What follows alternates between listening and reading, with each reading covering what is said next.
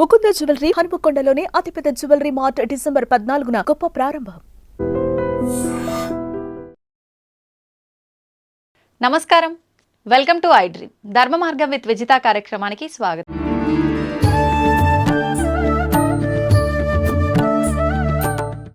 స్వామిజీ, తల్లిని మించిన దైవం లేదు అంటుంటారు కదా. మరి అంటే భగవంతుడి కన్నా తల్లే గొప్పదా, లేదు తల్లిని మించిన దైవమే లేదు అంటున్నారు, భగవంతుని కంటే కూడా తల్లే గొప్పదా అంటే ఏం చెప్పొచ్చు? అసలు దేవుడు ఉన్నాడో లేదో నీకు తెలియదు, కానీ దేవుడు ఉన్నాడు అని చెప్పేవాళ్ళలో ఇద్దరు. మొదటిది తల్లి, ఆ తర్వాత జ్ఞానము కొంచెం వచ్చినాక చెప్పేవాడు జ్ఞాన గురువు. తో గురు బినా విద్యానహి అన్న మాట అందుకే వచ్చింది. దేవుడు గురువు ఇద్దరు నడిచొస్తుంటే నువ్వు ఎవరికి నమస్కారం పెడతావు అని రామదాసును తుకారం లాంటి వాళ్ళని అడిగితే నా గురువుకే పెడతాను ముందు, దేవుడు ఏంటి లెక్క. దత్త చరిత్రలో ఒక గురువుకు జబ్బు చేస్తుంది, ఆయన కావలసి కల్లా ఆ జబ్బు తెచ్చుకుంటాడు, శిష్యులను పరిశీలన చేయాలని. నాకు రోగం వస్తుంది, నన్ను కాశీకి తీసుకుపోండి. 6 సంవత్సరాలు ఈ జబ్బు ఉంటుంది. ఆ జబ్బు టైంలో నేను ఏం మాట్లాడతానో ఏం చేస్తానో అన్నీ భరించి నా ఒళ్ళు తుడిచి శుభ్రం చేసి నాకు భోజనం పెట్టే శిష్యుడు ఎవరైనా ఉన్నాడా మీలో అంటాడు. కుష్ఠరోగం అంటేనే డేంజరు, అది మళ్ళీ అంటువ్యాధి, మేము రామంటాడు. దిలీపుడు అనే ఒక శిష్యుడు గురువా నేను వస్తానంటాడు. ఈయనతో పాటు కాశీకి తీసుకెళ్తాడు. ఆయనకు అమరసుదినమే కుష్ఠవ్యాధి సంక్రమిస్తుంది. పోయి భిక్ష తెస్తే సరిపోలేదు అంటాడు. రోగం వచ్చింది కదా అని చెప్పేసి సేవలు కదా నానా తిట్లు చీదరించుకోవడాలు అన్నిటినీ భరిస్తా సేవలు చేస్తాడు. 5 ఏళ్ళు అయినాక దేవుడు ఆయన ఎదురుగా ప్రత్యక్షమవుతాడు ఆ దీపకుని ముందు. భాషరా, నీ వంటి శిష్యుడిని నేను ఎక్కడా చూడలేదు, నీకేం వరం కావాలో కోరిక ఇస్తాను, మా గురువు గారిని అడిగి చెప్తాను అంటాడు. నేనే ప్రత్యక్షమై ఉంటే గురువు అంటావు ఏమిరా అని.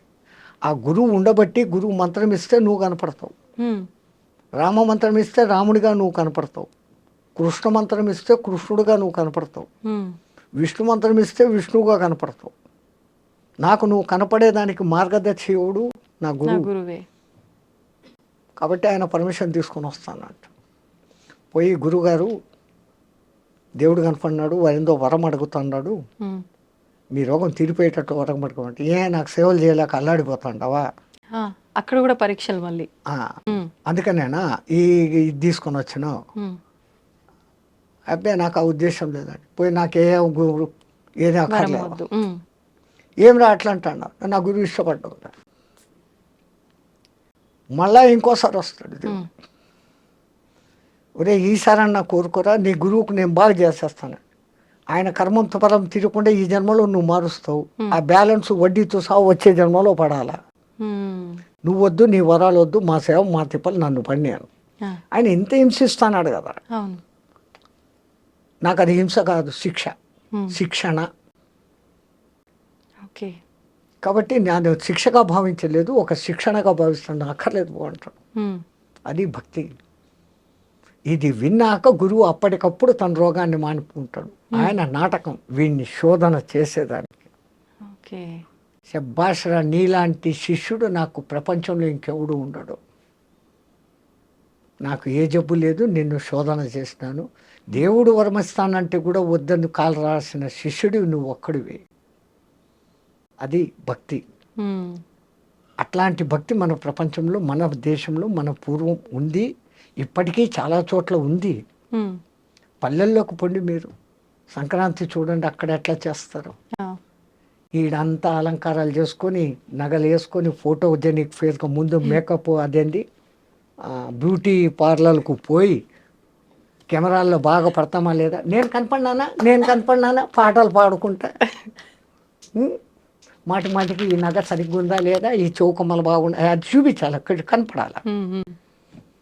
పల్లెల్లో ఆ ఇంటి ముందు శుభ్రంగా, ఇప్పుడు ఇంటి ముందు ఎక్కడుంది, పేడ చల్లితో పక్కింటోడు వచ్చి టెట్ what is this shit you are putting అంటాడు. అక్కడ శుభ్రంగా పేడతో అలికి రంగవల్లులు వేసి ఆ గొబ్బెమ్మలు పెట్టి వాళ్ళు ఆనందంగా పాటలు పాడతా అంటే వాళ్ళు ఏ మేకప్పులు వేసుకోరు, ఏదో కొత్త బట్టలు కట్టుకుంటారు వాళ్ళకు శక్తి ఉన్నంతలో. వీళ్ళ దానికి మళ్ళా అక్కడ ఏ డ్రెస్సు సెటప్, దానికి మ్యాచింగులు, చెత్తలు చెదారాలు, మళ్ళీ బ్యాగ్ కూడా ఉండాలి, అది కూడా మ్యాచింగ్, అది కూడా కనపడాలి, దాన్ని ఊపుతూ అది కూడా చూపిస్తాను. నేను చూస్తా అంట, కనపడతా అంట. పల్లెల అందం పరమానందం, వద్దు బాబు వద్దు బాబు మాకి పట్టణ జీవితం, పల్లెలోళ్ళు పాడతారంట. ఆ పల్లెల్లో ఉన్న అందము ఈ దిక్కుమాలిన అపార్ట్మెంట్లలో పక్కింట్లో ఎవడు ఉండాడో మనకు తెలుసు. పల్లెల్లో ఇప్పటికీ కూడా ఎవరిని అడ్రస్ అడిగితే కూడా ఈ వచ్చినోడికి ఇంకోడు వాడు ఏదో పని మీద పోతాన్నా వెనక్కి వచ్చి, రే బావా నీకోసం ఎవరో వచ్చారా, మామ నీకోసం ఎవరో వచ్చారు, అంత వరుసలు కలిపేస్తారు, ఎంత క్లోజ్నెస్. మళ్ళీ ఆ సంస్కృతి మెల్లమెల్లగా ఇప్పుడు మళ్ళీ జనాల్లో ఆ మార్పులు వస్తుండే. భక్తి కూడా నిజంగా చాలా పెరిగింది. ఆ 5 టీవీ వల్ల TV5 అదేందో ఉంది, వాళ్ళు ఆ దీపోత్సవం అని మొన్న కార్తీక దీపోత్సవం పెట్టారు. ప్రతి సంవత్సరం పెడతా ఉంటారు. ఎంత అద్భుతంగా జరుగుతుంది. అన్ని లక్షల నెయ్యి దీపాలు పెరిగితే వాతావరణం ఎంత ప్యూరిఫికేషన్ అవుతుంది. కోర్స్ అక్కడ కొంచెం ఈ కెమెరా హంగులు బొంగులు లైట్లు ఉన్నాయిలే, కానీ భక్తి భావం అక్కడ ఉంది.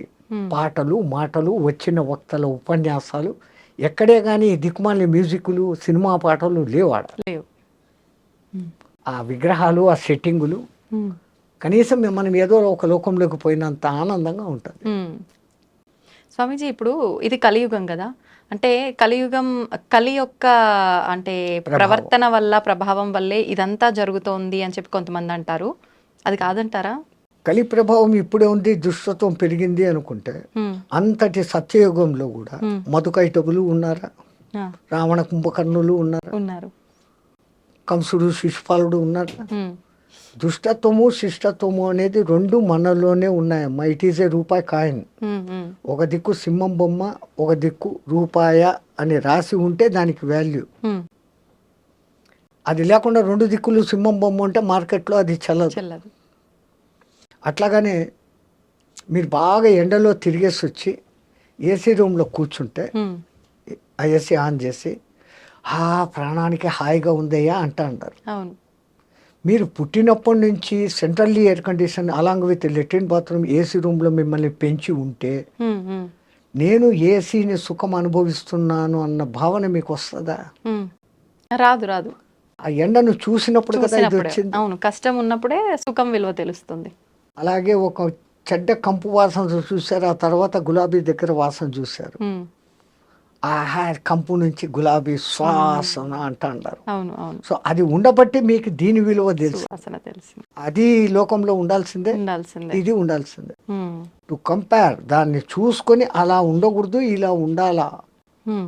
ఈ రెండిటికి విచక్షణ అనేది దేవుడు నీకు ఇచ్చాడు, దాన్ని నువ్వు వాడుకో.